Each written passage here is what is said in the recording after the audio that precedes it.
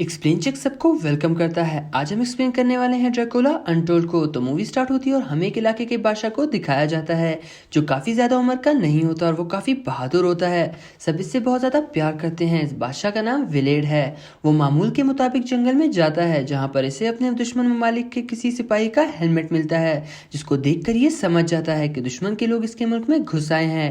वो समझ जाता है कि ये हेलमेट किसी जासूस का है। दुश्मन मुल्क कोई ना कोई प्लान बना रहा होगा हमारे मुल्क पर अटैक करने के लिए और उसे शक होता है कि दुश्मन सिपाही हमारे मुल्क के सबसे ऊंचे पहाड़ पर पहुंचा है। और विलेड और उसके साथी सोचते हैं कि हमें उसी पहाड़ पर जाना चाहिए ताकि हम उधर ही अपने दुश्मन को मार दें और उनका जो भी पैगाम होगा वो उनके बादशाह तक नहीं पहुंच सकेगा। कुछ देर बाद वो उस पहाड़ के अंदर चले जाते हैं ताकि दुश्मन को ढूंढकर मारा जा सके, लेकिन वहां पर एक वैम्पायर उन पर हमला कर देता है और ये सब वैम्पायर से लड़ने की बहुत कोशिश करते हैं, लेकिन वैम्पायर इन सबको बहुत ही तेजी में कुचल डालता है। विलेड के दोनों साथी यहाँ पर मारे जाते हैं, लेकिन इसकी किस्मत अच्छी थी कि वो उस वैम्पायर से बचते बचते थोड़ा सा पीछे चला गया, यानी वो धूप में आ गया था और वैम्पायर धूप में नहीं आ सकते। इसीलिए विलेड की जान बच जाती है और घबराया हुआ बाहर निकलता है और वापस अपने महल की तरफ रवाना होता है। वापस पहुंचते ही वो सबसे पहले अपने किंगडम के बड़े दानिश्वर यानी कि प्रीस्ट से मिलता है और उससे वैम्पायर के बारे में पूछता है कि वो मॉन्स्टर वहां पर कौन था और क्या था। मैंने आज से पहले कभी ऐसी चीज नहीं देखी।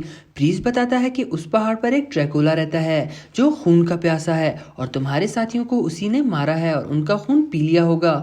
इसके अलावा प्रीस्ट ये भी बताता है कि वो ड्रैकुला पहले इंसान हुआ करता था, लेकिन शैतान के साथ सौदा करके वो इंसान से ड्रैकुला बन गया और वो पिछले कई सौ सालों से उसी पहाड़ में कैद है और वो आगे भी वहीं पर बंद रहेगा उस वक्त तक जब तक उसके जितना कोई बहादुर उसके मुकाबले में नहीं आता जिससे वो अपनी सारी ताकतें देकर आजाद हो पाए। और वो भी ड्रैकुला बन जाएगा जिसे वो ताकतें देगा और उसकी सोच के मुताबिक अभी तक उसको कोई इंसान नहीं मिला।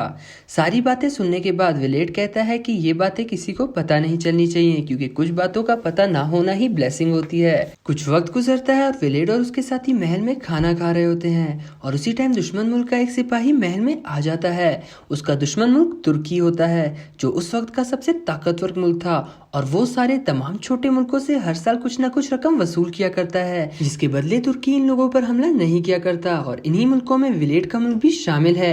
इनको तुर्की को हर साल बहुत से पैसे देने पड़ते हैं जो कि सोने और चांदी के सिक्के होते हैं ताकि तुर्की इन पर अटैक न करे। विलेड न चाहते हुए भी इन्हें वो बहुत सारे सोने चांदी के सिक्के दे देता है।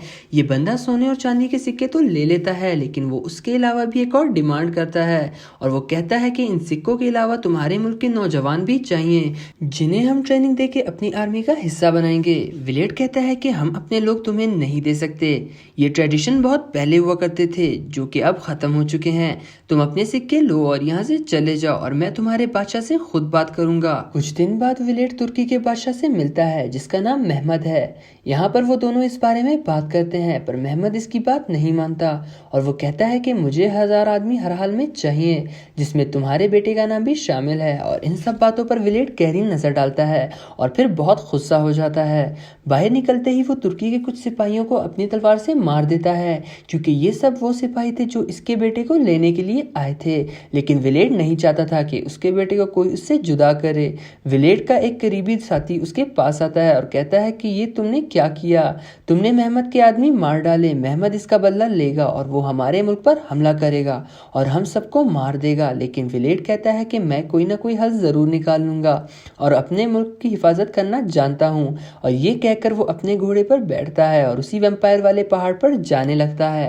अब वो उस पहाड़ पर पहुंच चुका है और वहीं पर वो ड्रैकुला से जाके मिलता है और उससे मदद मांगता है क्योंकि विलेड को अपने मुल्क को बचाना होता है और उसे हर हाल में अपने मुल्क की हिफाजत करनी होती है। तो वो उस वैम्पायर को मदद का कहता है और दूसरी तरफ वैम्पायर को भी किसी ऐसे बंदे की तलाश होती है जो बहादुर हो और जिसे वो अपनी पावर दे सके और वो शैतान के कर से आजाद हो सके ताकि वो दोबारा एक नॉर्मल इंसान बन सके।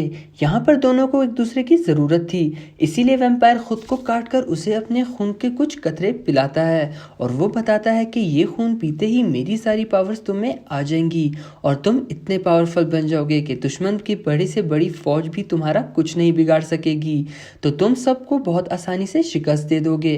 और वो उसके साथ एक डील करता है जिसमें वो सब कुछ बताता है कि अगर वैम्पायर बनने के बाद अगले 3 दिन किसी किसी इंसान का खून नहीं पिया तो तुम चौथे दिन वापस इंसान बन जाओगे, लेकिन अगर तुमने इन 3 दिनों में किसी भी दिन इंसान का खून पिया तो तुम हमेशा के लिए वैम्पायर बन जाओगे। लेकिन अगर तुमने इन 3 दिनों में किसी भी इंसान का खून पिया तो तुम हमेशा के लिए वैम्पायर बन जाओगे और मैं यहाँ से हमेशा के लिए आज़ाद हो जाऊंगा।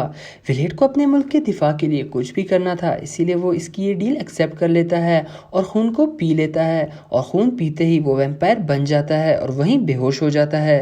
विलेट को जब होश आता है तो वो जंगल में पानी में पड़ा होता है और अब वो महसूस करता है कि वो काफ़ी पावरफुल हो गया है और उसे अब हल्की से हल्की आवाज़ भी सुनाई दे रही थी और साथ बहुत से बैट इसका साथ दे रहे हैं और वो सिर्फ इनकी मदद से काफ़ी नुकसान कर सकता है। इसके बाद विलेट अपने महल में वापस आ जाता है और उसी वक्त तुर्की के बहुत से सोल्जर्स इसके महल पर अटैक कर चुके थे और इन सब से लड़ने के लिए विलेट अपने महल से अकेला निकलता है और इन सब से लड़ने लगता है और तुर्की के इन हज़ारों सोल्जर्स को अकेले ही खत्म कर देता है और थोड़ी ही देर में सब सोल्जर्स को विलेट मार देता है और जब वो वापस अपने महल की तरफ आ रहा होता है तो इसके सभी साथी काफी हैरान होते हैं और कहते हैं कि तुमने ये सब कैसे कर लिया, वो भी अकेले। और विलेट सिर्फ इतना ही कहता है कि इस बारे में मुझसे कोई भी कुछ ना पूछे। अब तक विलेट का वैम्पायर होने का सीक्रेट किसी को नहीं पता था। अगले रोज विलेट के साथी चर्च में जा रहे होते हैं कि रास्ते में तुर्की के कुछ सोल्जर्स इन पर हमला कर देते हैं। इस अटैक की वजह से काफी लोग मारे जाते हैं। कुछ ही देर में विलेट भी वहां आ जाता है और सबको जान से मार देता है, मगर कुछ बचे कुछ तुर्की के लोग जब वापस जाते हैं तो ये खबर आग की तरह फैला देते हैं कि विलेट एक वैम्पायर है और उसको हराना बिल्कुल नामुमकिन है, उसको हराया बिल्कुल भी नहीं जा सकता। ये सब सुनते ही तुर्की की फौज में डर बैठ जाता है। चर्च के अंदर पादरी को विलेट का सीक्रेट पता चल जाता है और वो आहिस्ता आहिस्ता अपने लोगों को बता देता है कि विलेट एक वैम्पायर बन चुका है, जिस वजह से वो सारे टेंट के पर्दे उठा देते हैं ताकि उसे दिन की रोशनी में मारा जा सके। पर उसी टाइम बादल आ जाते हैं जिसकी वजह से वो हील हो जाता है और इसके बाद वो अपने लोगों पर गुस्सा हो जाता है और कहता है कि मैं ये सब तुम लोगों के लिए कर रहा हूँ ताकि तुम्हारी हिफाजत कर सकूं। मैंने अपनी फैमिली को छोड़ दिया और तुम लोग नतीजे में ऐसा सलूक कर रहे हो। फिर विलेट की वाइफ उसके पास आती है और उसके गुस्से को ठंडा करती है, मगर बातों ही बातों में तुर्की की फौज इनके मुल्क में दाखिल हो जाती है और दुश्मन महल के करीब आ चुके होते हैं और वो जानते हैं कि उनके सिपाही इतने नहीं कि इतनी बड़ी फौज का मुकाबला कर सके। उसी चर्च में काफी ज्यादा बैट्स होते हैं। विलेट अपनी पावर्स को थ्रू उन बैट्स को अपने कंट्रोल में करता है और दुश्मन की फौज पर बैट से हमला करवा देता है, जिसकी वजह से दुश्मन के काफी सिपाही मारे जाते हैं और विलेट खुद भी मैदान जंग में उतर जाता है। दूसरी तरफ मेहमद कुछ सिपाहियों को महल में खुफिया तौर पर भेज देता है, उसी महल में जहाँ विलेट की वाइफ और उसका बेटा मौजूद थे। ये सिपाही विलेट की वाइफ को मारकर गिरा देते हैं और उसके बेटे को अपने साथ ले जाते हैं। विलेट की वाइफ महल से नीचे गिर रही होती है और विलेट जंग के दौरान ये देख लेता है, इसीलिए वो उसे बचाने की बहुत कोशिश करता है और वो उसे पकड़ लेता है, मगर वो कामयाब नहीं हो पाता। उसकी वाइफ मरने के करीब होती है कि वो उसे कहती है कि तुम मेरा खून पी लो, जिससे तुम हमेशा के लिए पावरफुल हो जाओगे और हमारे बेटे को बचा सकोगे।